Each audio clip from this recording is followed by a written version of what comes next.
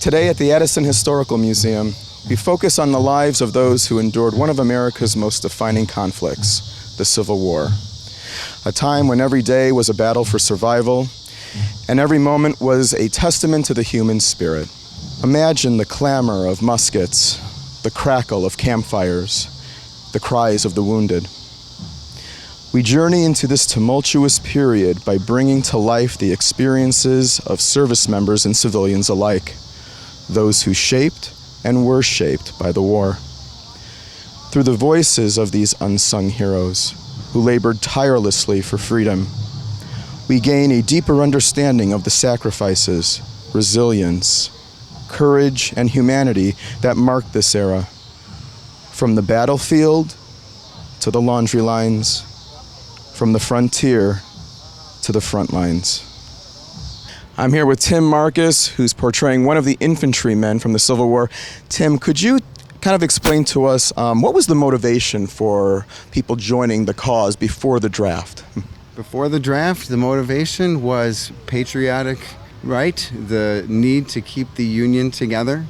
I'm sure a lot of the grandparents that fought in the American Revolution were encouraging their children at the onset of the Civil War that they, by God, couldn't let this Union be dissolved for whatever reason. And could you kind of explain to us, how did the soldiers keep in contact with their family? What were the means of either writing to their loved ones or... Well, telegraph was kind of a new concept at the time of the Civil War. There was a lot of writing letters, and those letters were being brought home by folks like their local pastors from their churches and other people from their communities. And as far as like staying informed about the war effort and the impact of the war, how would the soldiers maintain that? Well, a lot of times when the soldiers would end up near a major city and they got to camp there for some time, the first thing they'd want to get is local newspapers, so that they, even though it may be a different vantage point, it's still current events. And then as far as primary sources of like food, shelter, how would the soldiers fare on the battleground? Well, when you're out on campaign, there's supposed to be a wagon train full of supplies following the army, but more times, often than not, the wagons would get bogged down, broke down, and stuck miles and miles behind. So the soldiers would have to often forage for their food, meaning go out into the countryside, catch whatever kind of wild animal or growing fruits and vegetables that they could find. And would you say that there was more maybe isolation or more camaraderie among the troops in the camps? Well, considering that 50% of both armies were 15 and 16-year-old kids, I see camaraderie as being a large portion of the American Civil War. They had to rely on each other, so they became the closest of friends in some cases, and there was great camaraderie that we researched and we have seen, yes. And as far as the training that they received, did they have any training going in, or how did that work? Well, if you were in a regular Army regiment, then you would have had extensive training, but most of the units during the American Civil War were volunteer regiments, meaning folks like you and me that answered the call. And in the case of the 100th Illinois, we had 3 weeks in street clothes to organize each other. We got on trains, and in 2 more days we were in Louisville, Kentucky. We didn't have any rifle training. So give 2 weeks time there. We've now gotten our uniforms, issued our weapons, and we're going off on campaign.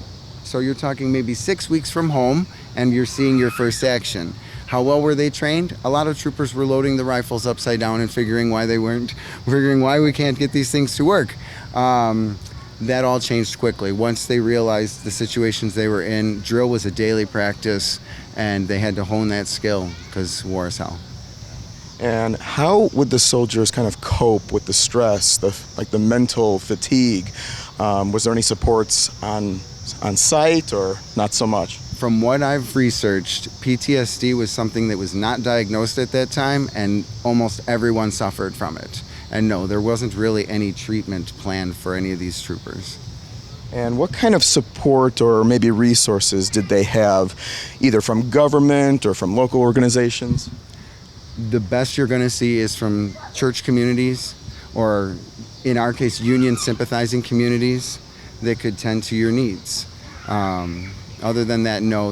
Like I said, the government did what they could, but the war came on quickly, so generally the supplies that were available were used up quickly, and it was hard to get ramped back up to support the needs of the massive amount of volunteers. I'm here with Andy Partak now, who's going to explain to us some of the fun and games that the soldiers would occupy themselves with during the Civil War. So, Andy, what have you brought for us today? Okay, what I brought, well, first thing is I'd like to explain that many times they were in a garrison camp, and a garrison camp would be where they were encamped outside of a small town for several months, and they'd be bored basically. And so, besides drilling and practicing with their weapons and things, they'd need recreation.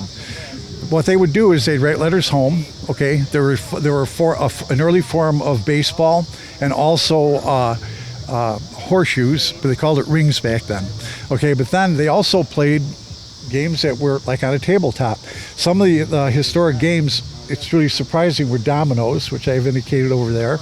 There's another game called a fox and geese, which is very similar to things that you would see in some of the restaurants, to pass the time of day, where you're moving the pegs around.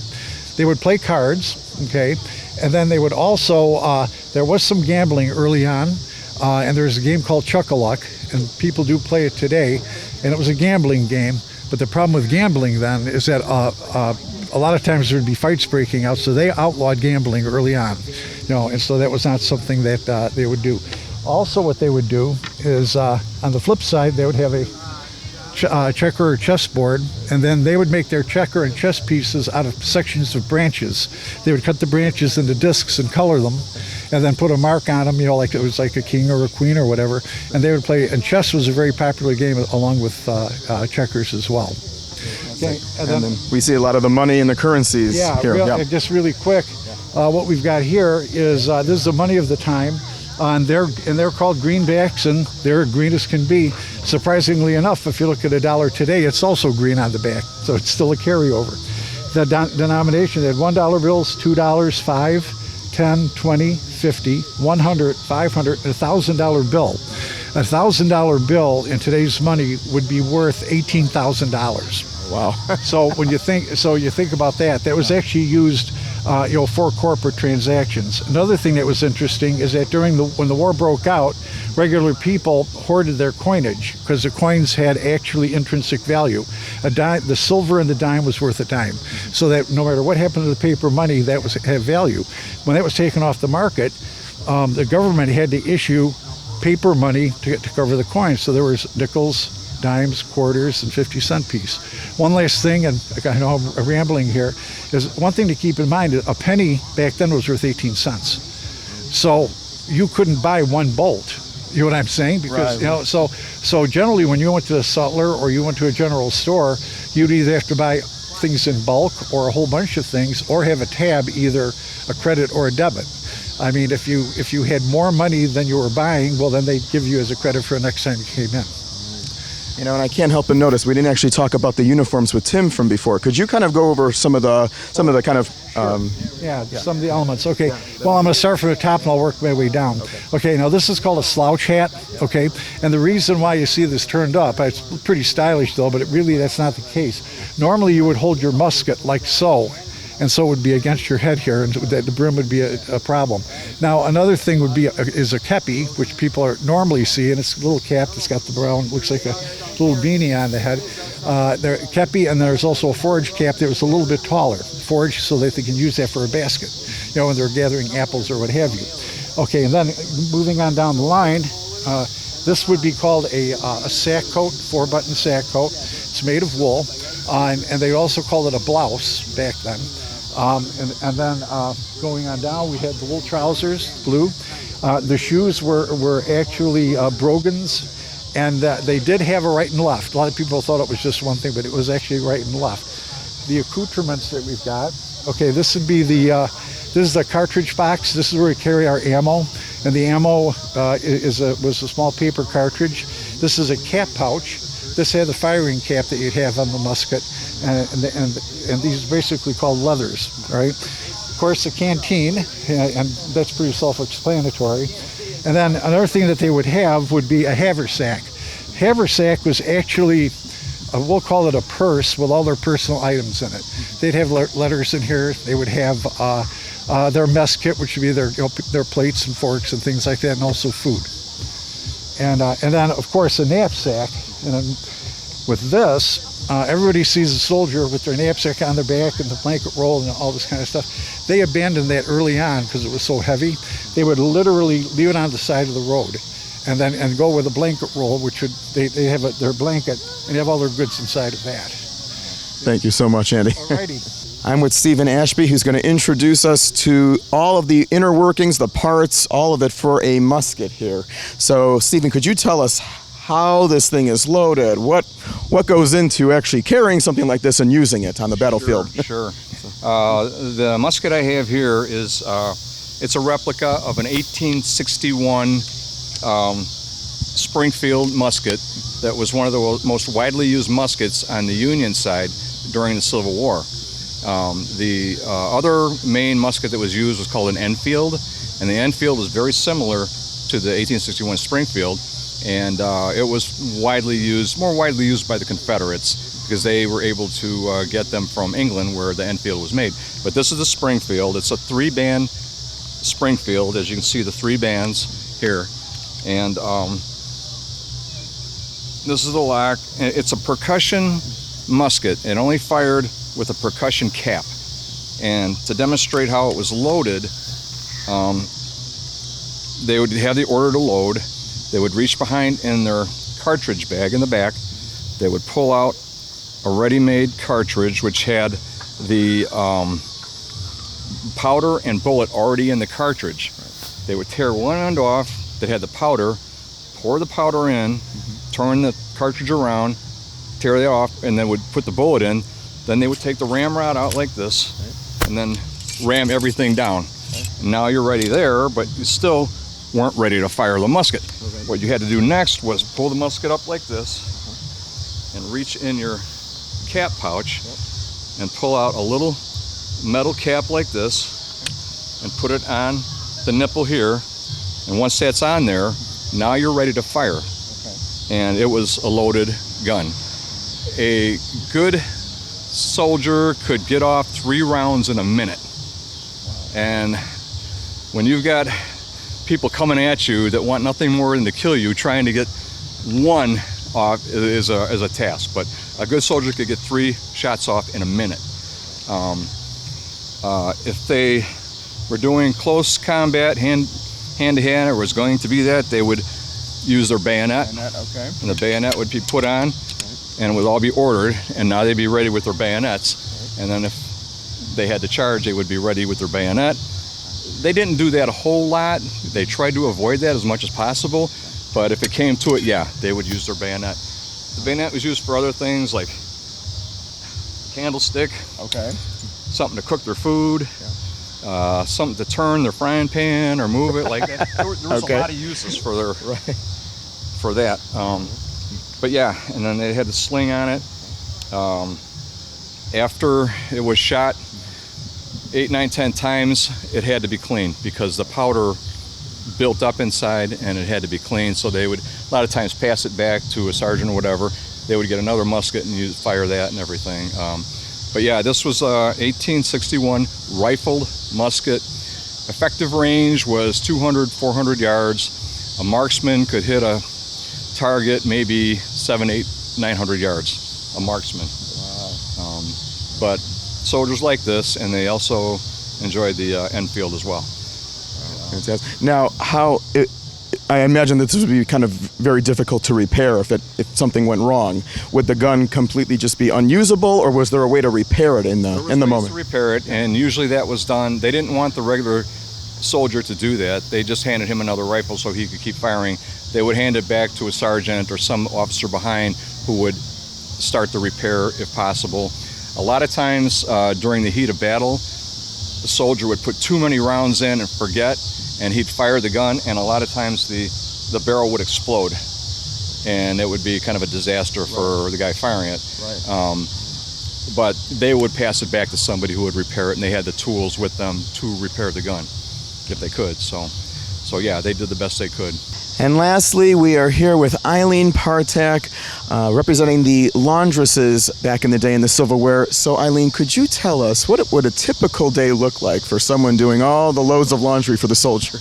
Well, a typical day would be a long, long day. It would be a very long week because she has to mend clothes, she has to soak clothes. She'll spend one whole day just soaking clothes before she starts washing them the next day. And then it would be soaking, scrubbing, 2 rinses, and then hanging them out to dry, solar dryer, and then ironing. Which ironing, you're heating up your iron. Now, how would they handle all of the large volumes of laundry? I imagine there was a ton of clothes back then. So how would they do it all? Well, there were 4 laundresses were hired, if you want to say, because they got paid. They were hired for every 100 men in a unit. There were 4 laundresses. So if there were only 100 men, each laundress had 25 men that she would do the laundry for. So, and as far as like what would they use as far as like, we have detergent now, but what would they use to kind of clean all of these clothes? And I imagine that there's a ton of different materials and fabrics, and just like we have now, how would they do all of that? Well, they had lye soap. Okay. And they would either buy it from a sutler to come in or make it, which was a big, long process, which most of the time, many times they probably would just make it because the supplies from the sutler would be very expensive. And, and they're, instead of bleach, they would process urine, was how they made bleach to do it. And then they also, the brighten things, they had bluing, which we still have today. And that would be to brighten clothes. And you said like part of their job would also be like mending. They would mend because if there was any holes or buttons off, that would be the first thing they do before they start soaking the clothes. Okay. And as far as some of the equipment goes, I see a lot of the pots and pans and even the washboard over here. Now, how this is like the common equipment that they would use, and yeah, they would. And the laundress, she would have to bring her own equipment. okay. The Army didn't supply her the equipment, so she would bring whatever she would have. Sometimes, even when they're moving to another camp, some of it might be lost, so she might use cooking pots. I would think that this would be one of the most undervalued but yet crucial roles. And I don't know if it would be so appreciated back then, but you guys were pretty crucial to the successful efforts of the war, just to kind of get everybody what they needed, right? So, Yeah. I mean, it was a respected job. Yeah. There isn't a lot written about her because she was just a washwoman. Right. But she did get paid. Yeah. So, and she was crucial because, like, when they were at the camps, they had to keep clean. And then, once they went off campaign, they were dirty. Right. Thank you so much, Eileen. You're welcome. Thank you to the 100th Illinois Volunteer Infantry Reenactors. From the Addison Historical Museum, I'm Mike Scipione. Thanks for watching.